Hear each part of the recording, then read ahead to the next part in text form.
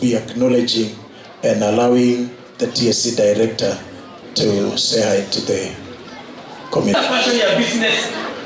Can I tell you, we are having students at the university who have gone to do medicine.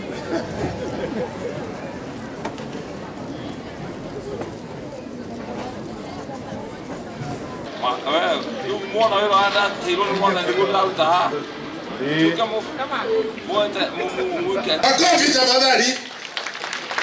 Na grade ya kwanza pale palikuwa na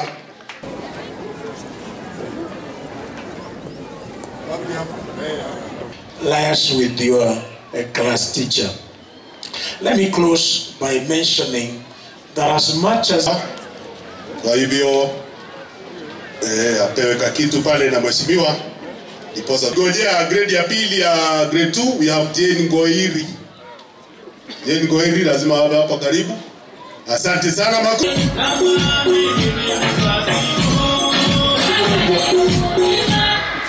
Asante sana, asante sana. Wetu wa heshima profesa yule ambaye alikuwa amekuja ametangulia.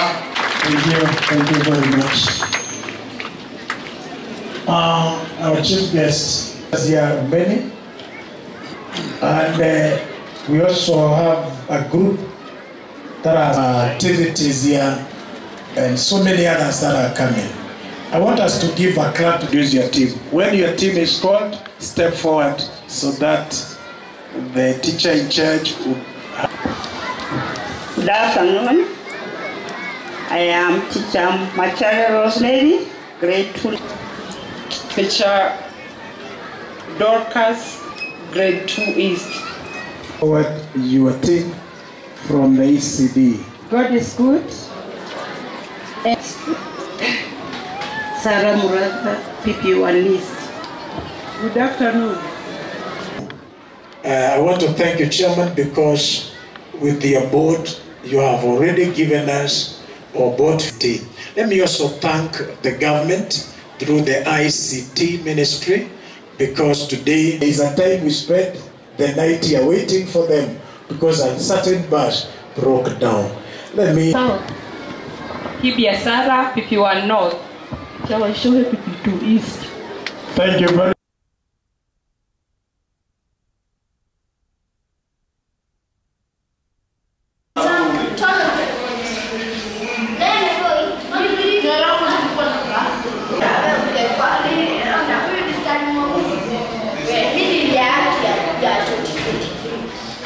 I ended for another meeting, but myself and the chairman, we have just a few things to mention.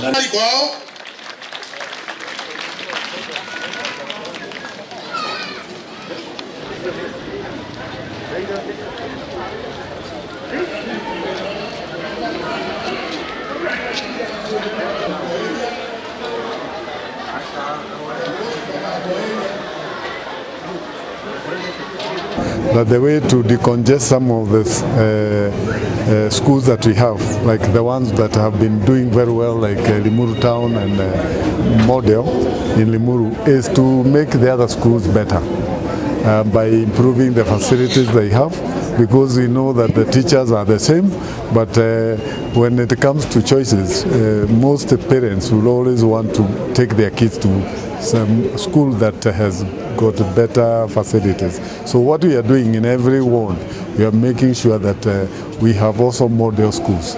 Like if you go to Bibirioni, you find Garariga. If you go to Centro, in addition to this school and model, we have picked Lironi.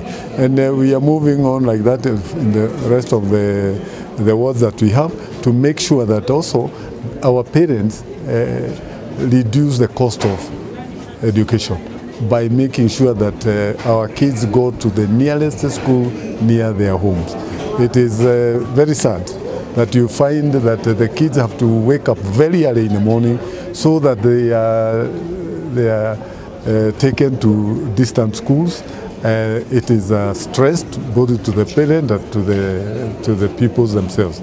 So in my view, the best way to decongest is to make sure that the other schools have been given an opportunity for them to improve on the infrastructure, which we are doing, and also to encourage the parents to support their local schools, and for the teachers to also do their part to make sure that their school can also be a better school than the others. In this area like Limuru, we have seen that our kids, some of them are not having adequate food at home, and sometimes they are missing certain elements of the diet that is necessary for them to be healthy. And what we are doing is we are launching a food for education program throughout Limuru, and we will make sure that if it is this area of Limuru, we will look and see what is it that in fact they could be missing, and then we address that.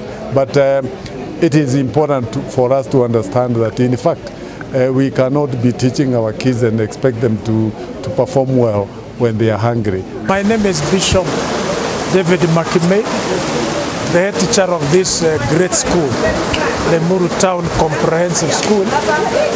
I hereby confirm that it is true there is congestion, and a lot of it, simply because many learners are coming from all manner of, and simply because the school is one of the very few that are doing exemplary good.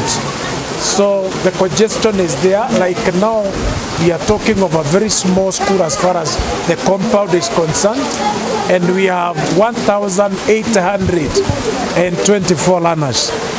What we are seeing is that every room that was vacant has been free occupied. So by January 2025, we expect to have created 4 classes for junior class 9, and we also need the laboratory and also the home science, or rather the nutrition room. So I attest to the fact that there is congestion, and what I'm doing right now is to campaign for this school. We are seeing that parents are again shifting from the private schools coming back to the public. So even those schools that could be having rooms, there are not many schools. I expect this to be a problem in the whole country, and especially because of the introduction of the so many other learning areas. So that means some learning areas need their private rooms, like the laboratories for the science subjects, even the nutrition, and even coming to some of the activities. When we talk of CBC, we must create even learning centers where even displays are kept for these learners. I would like to mention that it's an appeal to the government that we need prompt